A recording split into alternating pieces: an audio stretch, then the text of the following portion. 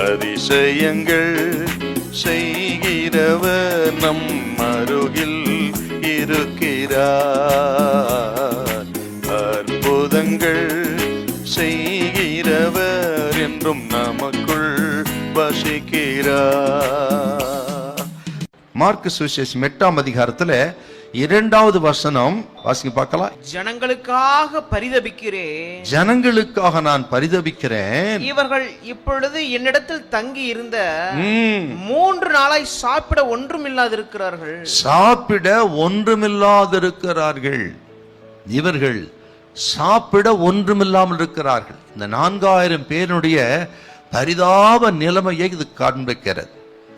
அவர்கள் இருப்பது ஒரு வனாந்தரம். ஆக 2வது வசனத்தை பார்க்கிறோம். 3 நாளாய் சாப்பிடாது இருக்கிறார்கள்.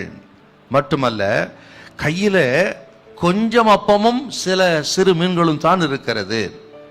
மட்டுமல்ல, நீங்கள் 8:3 வாசித்து பார்த்தீங்கன்னா, தூரத்திலிருந்து வந்தவர்கள், இப்படி தூரத்திலிருந்து வந்தவர்கள் 3 நாளாய் சாப்பிடாது இருக்கிறார்கள் என்று இவருடைய பரிதாப நிலைமையை காண்பிக்கிறது.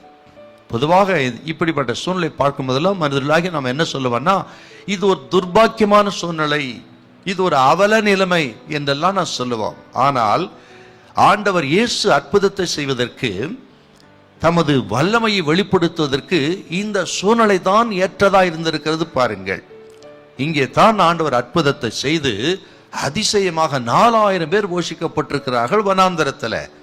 இன்னொரு விஷயத்தை பார்த்தீங்கன்னா, இந்த ஜனங்கள் ஒன்றுமில்லாதிருந்தார்கள் உண்மைத்தான். அதே நேரத்தில் இவர்கள் 3 நாட்களாக இயேசு கிறிஸ்துவின் போதனைகளை கேட்ட மக்களாக இருந்தார்கள். பாருங்க, இவர்களுக்கு ஆகாரத்தை காட்டிலும் வசனத்தின் மீது அத்தனை ஆர்வம். பாருங்க, இந்த சரீர பிரகாரமான இந்த உணவை விட ஆத்மாவிலே பலனடையும்படியாக ஆவிக்குரிய தாகமுள்ள மக்களாக இருந்திருக்கிறார்கள். வசனத்தை உபதேசத்தை கேட்டிருக்காங்க. பாரு, ஆகவே தான் 3 நாளா இருந்திருக்கிறாங்க. பசி தாகம் எல்லாவற்றையும் அவர்கள் சகித்து கொண்டு.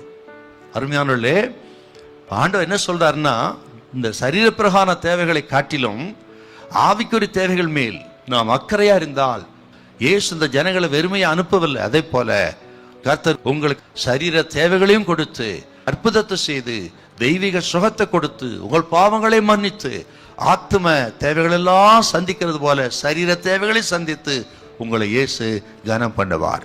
ஆக நமக்கு முதலாவது தேவனுடைய ராஜ்யத்தை நீதியும் தேட வேண்டும்.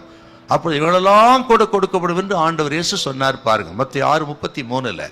அதை போல முதலாவது ஆண்டவருக்கு இடம் கொடுங்க, முதலிடம் ஆண்டவருக்கு கொடுங்க. ஆண்டவர் முதல்ல தேடுங்க, ஆவிக்குரிய காரியங்களுக்கு முதலிடம் கொடுங்க. உங்கள் எல்லா வியாதியும் விலகும், தேவைகள் சந்திக்கப்படும், நல்ல சமாதான சந்தோஷத்தை அருளுவார். இயேசு உங்களை கைவிடவே மாட்டார். ஹல்லேலூயா, ஹல்லேலூயா.